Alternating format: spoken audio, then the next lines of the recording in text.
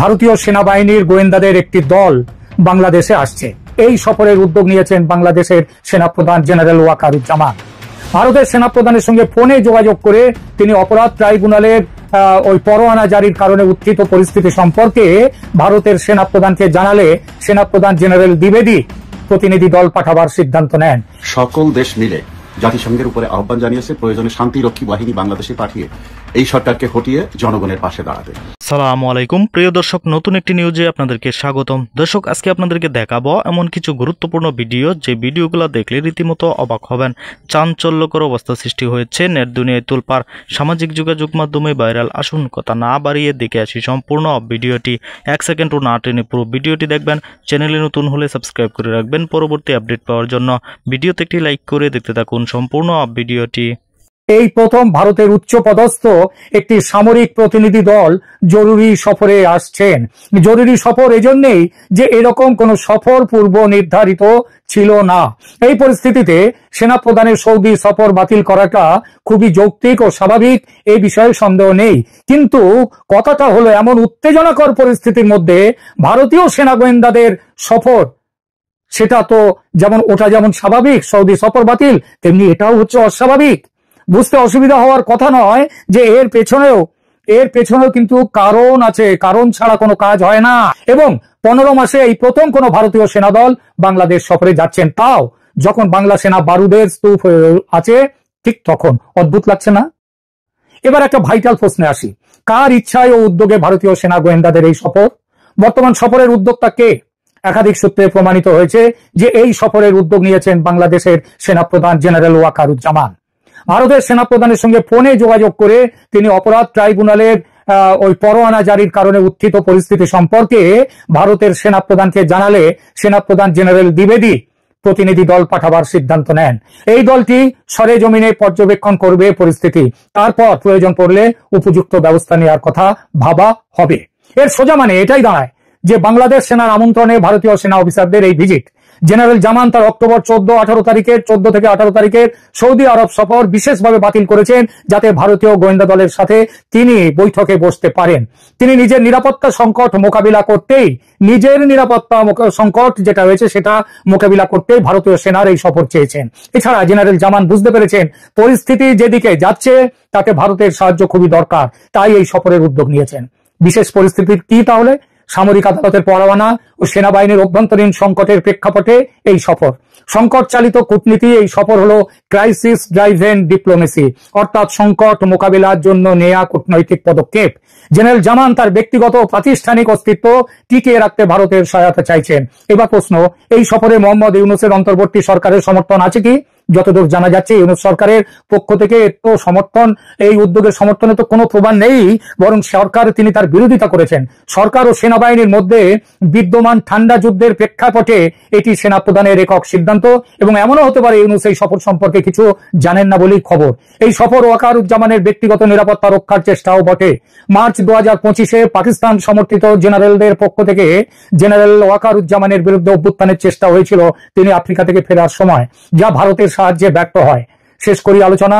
ভারতীয় সেনার গোয়েন্দা দলের এই সফর নিয়মিত দ্বিপক্ষীয় বিনিময় নয়, বরং বাংলাদেশের সেনাপ্রধান জেনারেল ওয়াকারুজ্জামানের একটি কৌশলগত উদ্যোগ।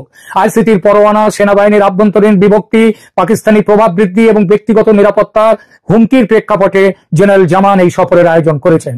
মোহাম্মদ ইউনূসের অন্তর্বর্তী সরকার এই সফরে প্রত্যক্ষ ভূমিকা পালন করেনি, করার কথাও নয়। এটি মূলত সামরিক নেতৃত্বের উদ্যোগ, এবং এই উদ্যোগের মধ্য দিয়ে বাংলাদেশে ভারতের প্রত্যক্ষ রাজনৈতিক ও সামরিক হস্তক্ষেপের সূচনা হবে। বাংলাদেশের একটা বড় অংশের মানুষ তাদের বর্তমান দুর্দশা থেকে মুক্তির জন্য ব্যাকুলভাবে এতদিন ভারতের হস্তক্ষেপ চাইছিল।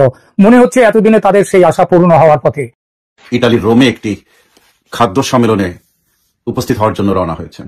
ইটালির আওয়ামী লীগ নেতাকর্মীরা এবং মুজিব সৈনিকরা, ওখানকার মুক্তিযুদ্ধের পক্ষের সৈনিকরা এবং সমর্থকরা এইভাবে হটাও ইউনূস, বাঁচাও দেশ, শেখ হাসিনার নির্দেশ, এই বক্তব্য নিয়ে তারা সেখানে বিক্ষোভ কর্মসূচি পালনের উদ্যোগ নিয়েছে। আপনারা দেখেছেন বাংলাদেশে খুব স্পর্শকাতর বিষয় নিয়ে এখন আলোচনা চলছে, সেটা হলো সেনাবাহিনীর সিনিয়র অফিসারদেরকে গ্রেফতারি পরোয়ানা জারি হয়েছে, বিশেষ করে ডিজিএফআই 5 জন প্রধান এবং সেনাবাহিনী এবং অন্যান্য বাহিনীর সঙ্গে শান্তিরক্ষী মিশনে যে দেশ অংশগ্রহণ করে সেই দেশের কয়েকটি বিষয় মেনে চলতে হয়। সেই দেশের নির্বাচিত জাতীয় সংসদ থাকতে হয়, নির্বাচিত সরকার, সাংবিধানিকভাবে আইন কানুন পরিচালিত হতে হয়, সেখানে মানবাধিকারের বজায় রাখতে হয়, প্র্যাকটিস থাকতে হয়, বাক স্বাধীনতা থাকতে হয়, গণতন্ত্র থাকতে হয়, প্রেস ফ্রিডম থাকতে হয়, নারী ও শিশুর অধিকার বাস্তবায়ন এবং নারীর ক্ষমতায়ন এসবের সম্মানজনক পরিবেশ, সহনশীল পরিবেশ থাকতে হয়। তো গত 14 মাস ধরে বাংলাদেশে যে কোনোটিই নেই তা আপনারা জানেন। এই কারণে বাংলাদেশে যে এরকম একটি অসাংবিধানিক সরকার আছে এবং অনির্বাচিত সরকার আছে এবং এমন একটি সরকার আছে যে সরকারের কোনো সিস্টেমই আমাদের কনস্টিটিউশনে নেই, অন্তর্বর্তীকালীন সরকার বলে কোনো শব্দই নেই।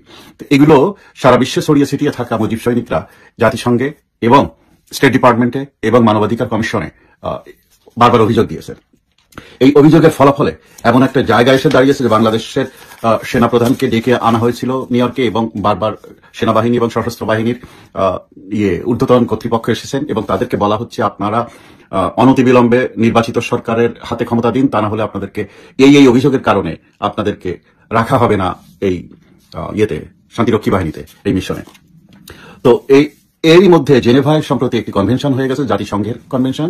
সেখানে তুলে ধরা হয়েছে যে বাংলাদেশে কি ধরনের অপরাধ হচ্ছে, কতজনের মৃত্যু হয়েছে, কত ঘর বাড়ি পুড়িয়েছে, একটা তালিকা সেখানে তুলে ধরা হয়েছে। এইসবের মাধ্যমে সেই সেমিনারের মিটিং থেকে সকল দেশ মিলে জাতিসংঘের উপরে আহ্বান জানিয়েছে প্রয়োজনে শান্তিরক্ষী বাহিনী বাংলাদেশে পাঠিয়ে এই সরকারকে হটিয়ে জনগণের পাশে দাঁড়াতে।